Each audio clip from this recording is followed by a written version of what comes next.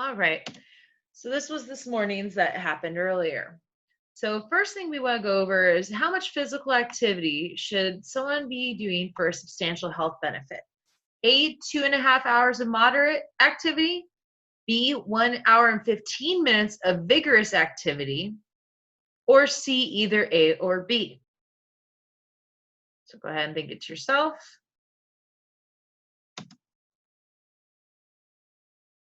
And your answer is going to be C. So you can do either a longer amount of time, about double the amount of time of moderate to equal the same amount of time as vigorous activity. Moderate aerobic activity increases breathing and heart rate somewhat. Okay, so that's going to be a fast pace. That could be right now me doing this, talking to you, making sure that I'm moving and around while I'm talking with you. Or you can go up to vigorous, which gets your heart rate and breathing greatly increased. So that's something where you're doing pacer testing. You're doing explosive motions with weightlifting. Make sure, and I know it's hard as you're doing it, try to limit your screen time or watch and work out while you can, okay? Just to keep yourself moving as much as possible. When you're usually doing screen time, you're very limited movement, so you're not really moderate or vigorous at that point. Our big one today is going over the MyPlate, okay? So if you guys look at the image, this is called Choose My Plate, took over the My Pyramid, and you want to make sure you're kind of balancing your calories. So if you can see the different sizes and portions of each type of the balanced meal. Its big thing is enjoying your food, but make sure you're eating less and you're avoiding oversized portions, and that your portions make sense and they even out. So foods you want to increase is going to be your fruits and vegetables. Usually people do not do a good job of having enough of those. You want half of your plate to be fruits and vegetables, okay? And then the other, about a quarter, you want to have as whole grains as much as possible, and you want at least half of those grains to be whole grains. And then you have your dairy. Some people say it's better to have fat for your low fat. Some people are actually more for the full fat milk because it has the fat already included in it. It's more natural. So it's kind of a pick and choose depending who you talk to. For optimum health, scientists say eat a rainbow of colors. So if you notice this week, you had bingo boxes where it said to eat things in colors, not including candy, and that's to help follow this recommendation. This is kind of what you want to look. So you want to have a rainbow as colors. And so you can see colors that were mentioned earlier in your guys' bingo. So you can see things like the yellow and the red. Not this. No, do not make it up with candy. Blue and purple, you can see some grapes, plums, blueberries. Green, pears, broccoli, grapes again. You have cauliflower, pears, mushrooms, which are part of the yellow that go and blend into orange, where you have pineapple, apricots, maybe peaches, oranges, lemons. You have your red, which is going to be your watermelons, your tomatoes, your strawberries, also some more, once again, into the grapes. As you can see, these are some demonstrations of how to make your plate colorful. Okay, you can add fruits to your things like breakfast. You can make smoothies. You guys have some extra time at home. Learn how to use a blender. Add some of your favorite yogurt, add in some of your favorite either frozen or fresh fruits, and blend it together. So right now I want you to take a moment to look. Can you remember where and about how much portions these were? Okay, so I want you to think about it, and we're going to go over it really quick. Oh, went too far. And we're going to go back one slide. Back a slide. Trying to go back a slide.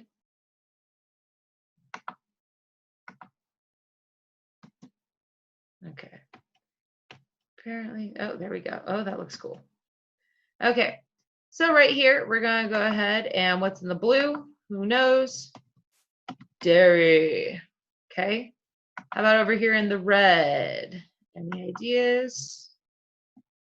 Fruit. Down here in the green, oh yeah, what should be half of your plate? Fruit and veggies.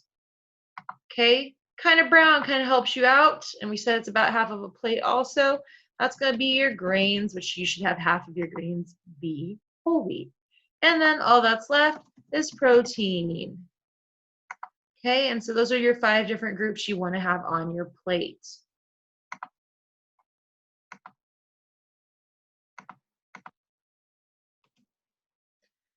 Okay, fill in half of it with the fruits and vegetables we talked about.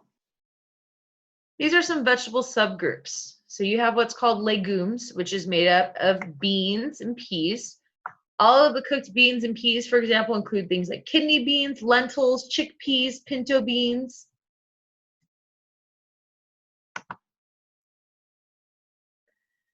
And then these ones are not really, this is kind of a subgroup, is green peas and green beans. Okay, so they're a little bit different.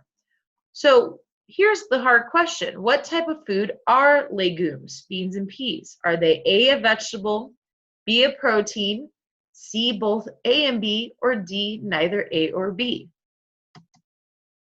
The answer is actually C. They kind of do go and piggyback between the two. So they do have the protein component, which is a macronutrient, but they are also part of the vegetable food group. Once again, just to reinforce it, you want at least half of your grains to be whole grains. People are a little bit confused about what are whole grains. As some of you guys can see here, sometimes people think that means you need big, huge pieces of seeds. A seed is not necessarily the grain. So a whole grain contains the whole entire grain, the seed or kernel. So what that means is the bran has still the germ and the outside piece of it, and that all goes into it. So you can get whole grain bread that still is a finer bread that doesn't have chunky pieces, but it is still considered whole grain.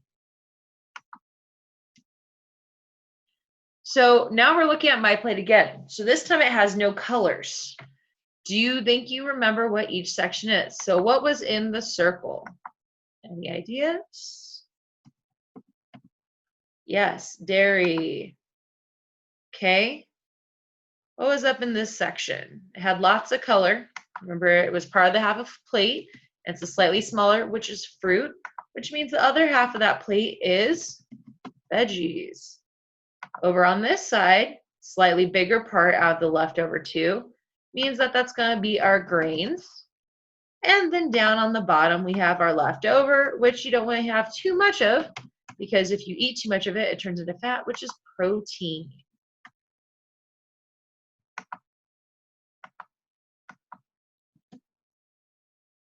And we're going to clear those drawings.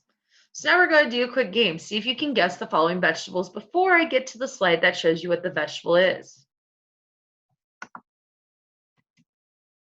Okay, each one is going to be from one of these subgroups. So starchy, dark green, red, orange, beans and beans and peas, which are legumes, or other. Veggie number 1, excellent source of protein, high in dietary fiber, potassium, and folate. Is often eaten cold in salads or hot in soups. The type sold in the United States is usually cream colored and relatively round.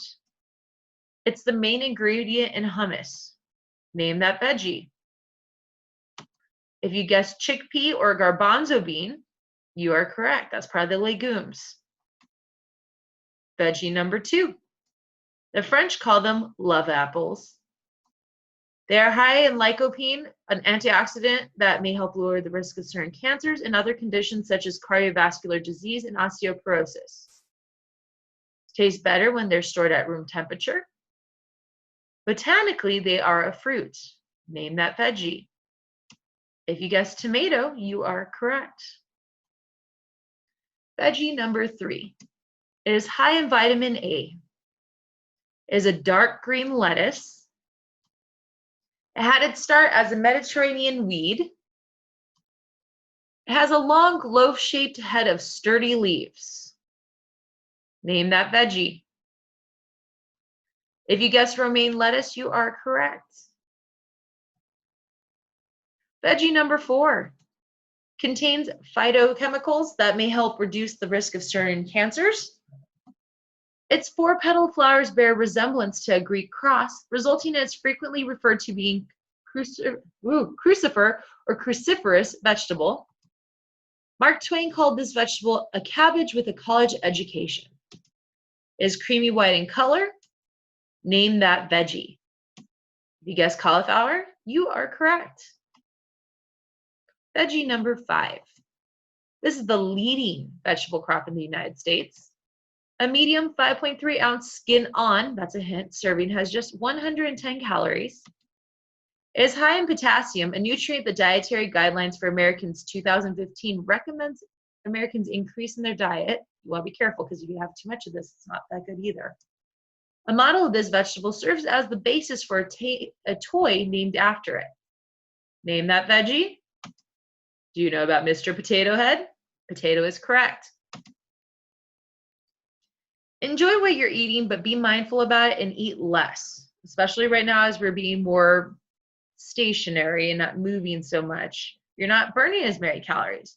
So if you're eating an extra 10 calories per day, sorry, an extra 100 extra calories per day, that's going to add up to 10 extra pounds per year.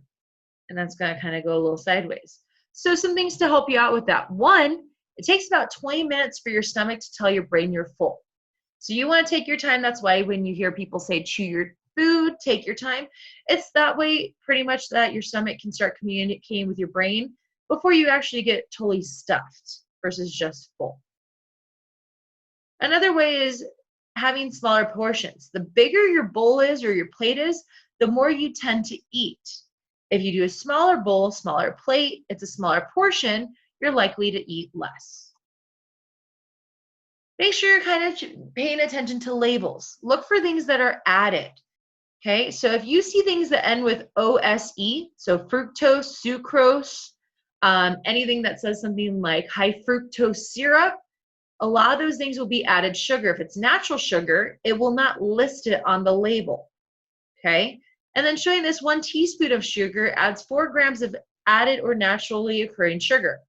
The ones that are natural, things in milk, fruit, and some vegetables, they aren't added and they're normal and that's natural, so that's not a concern as much as being added on addition to what you're already having. Okay, so now you have an empty plate. So I want you to kind of go over it really quick, maybe doodle somewhere. If you were live on Zoom, I had you guys actually drawing these out. So right now I'm going to be helping out because we don't have the lines. So you want to have your line because remember we talked about half of the plate. Ooh, it was going so straight for so long. And then if you remember, we had slightly a little bit less on each half. So it wasn't exactly exact quarters. Okay, over here in our circle, usually our drink we always talk about with milk, which milk is a type of dairy. We're going to go backwards. Over on this side, we said we had a smaller portion here. It was brown earlier. You have your protein. So that's going to be a lot of your meats, your legumes, cheeses. Okay, up here at the top, we had our grain, which once again, you want half of your grains to be whole wheat grains. Our bigger portion on this half, which is our fruits and veggies, you want a little bit more veggies. That's just because fruit can sometimes have a very high sugar content. Okay, and up here we have our fruits. Okay, so there is your plate. Okay, so these slides, we did have a little bit of help. And we got them, ooh, University of Nebraska. So if you have any questions, talk to me in our comments in our classroom. You can do private comments. Make sure they're on week 3 right now. Otherwise, I hope you guys are all doing well and healthy, understand the difference between moderate and vigorous physical activity, and understand why we're doing so many different colors. All right, stay safe, stay healthy. Talk to you guys all later. Bye.